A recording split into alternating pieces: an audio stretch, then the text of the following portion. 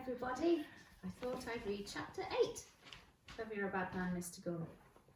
This one's called Some Things Happen. Now, I'll tell you what, Friday O'Leary wasn't the only character in this story with a mysterious house. Nobody knew where Jake the dog lived either.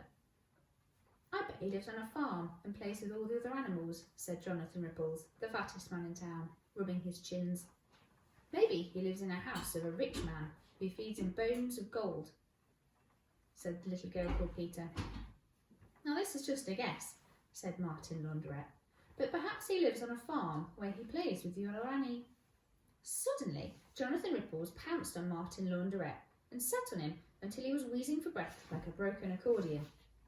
That'll teach you not to steal people's ideas, you skinny rubbisher, said Jonathan Ripples. Come on, Peter, let's go for an ice cream. In any case, Jake didn't live on a farm and he didn't live in a rich man's house. Nobody knew where he lived except me. And I'm not telling you. Okay? Okay, I'll tell you for £1. Okay, 50p. Oh, all right, 10p. Come on, 10p, it's not much. Oh, go on.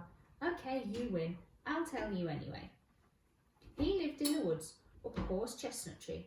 He had built a great big nest up there and filled it full of old leaves which kept him warm at night. Someone had left an old radio lying around the woods, and Jake found it one day and had taken it up to his nest, even though it didn't work. He was just a dog after all. While Polly was searching for Jake, that very dog had been having a grand old time. He'd larked around with the cuckoos, gone cuckoo with the larks, and bought some tinfoil off a magpie for a couple of horse chestnuts. After lunch, he decided to go into town to play in a garden or two.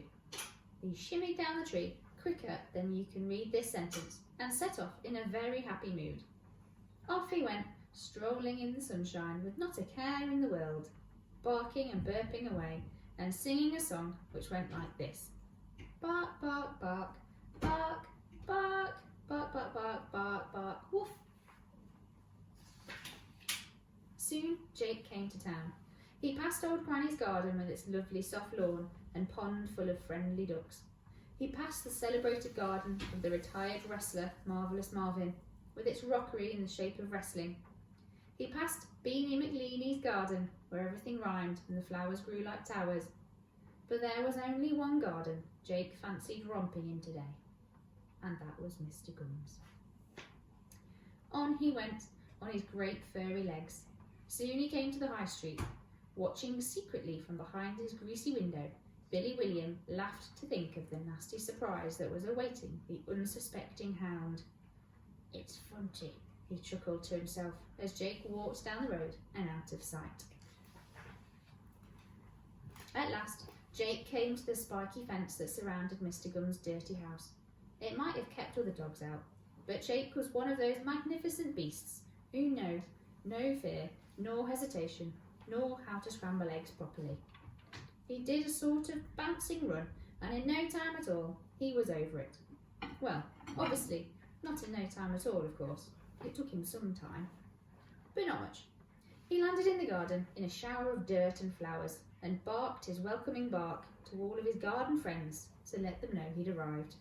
His welcoming bark went like this. Bark! As opposed to his normal bark, which went like this. Bark! The animals all recognised Jake's welcoming bark because it was so different from his normal one. Immediately, the moles popped up out of their mole holes, the squirrels popped out of their squirrel holes, and the cats popped up out of their cat holes. In Mr. Gum's kitchen, the toast popped out of the toaster, but Mr. Gum saw it trying to escape and scoffed it up greedily. What's going on? He scowled. But then his eyes lit up horribly. I bet it's him, he exclaimed, spitting toast everywhere. I bet it's that flea-bag dog. Very carefully, Mr. Gum tiptoed over to the kitchen window and did some secret spying with his unfriendly eyes. Outside, Jake was racing excitedly around the lawn, chasing his own tail. The caterpillars were so happy to see him that they had immediately metamorphosed into butterflies. One of the caterpillars was so happy that it metamorphosed into a donkey. The moles squeaked and the butterflies roared with pleasure. The birds came swooping out the trees, chirping like good uns, and the sun seemed to do magic tricks in the sky. Mr. Gum watched the whole scene unfold from behind the curtains, hating all the joy that the world was having. "Come on, you meddler," he said under his bad breath. "Come on and eat them hearts." Then it happened. Jake suddenly stopped barking. His nose twitched as he sniffed the scent of lemonade powder. Of course, the townsfolk were always putting out delicious treats for Jake, so he thought his luck was in. He bounded over to the plate of cow hearts in the middle of the lawn. The other animals froze in horror as the big dog opened his mouth. One of the moles let out a warning squeak, but he only got as far as the squeak. It was too late. Jake's doggy jaws had already closed around the heart. Chew, chew, chew. He chewed it up. Swallow, swallow, swallow. He swallowed it down. Go for another, go for another. He went for another heart. But before he could take another bite, he gave a sad woof and fell over onto his side, his big furry belly moving rapidly in and out. Suddenly, the sun was covered up by a dirty grey cloud the size of Sweden. Behind the curtains, Mr. Gum was laughing like a robber. That's the end of chapter 8. I had filmed this next to Herb's pen in the hope that Herb would come and say hello. Instead, he's turned his back on us and he's looking just at the edge of his pen. I'll see you soon.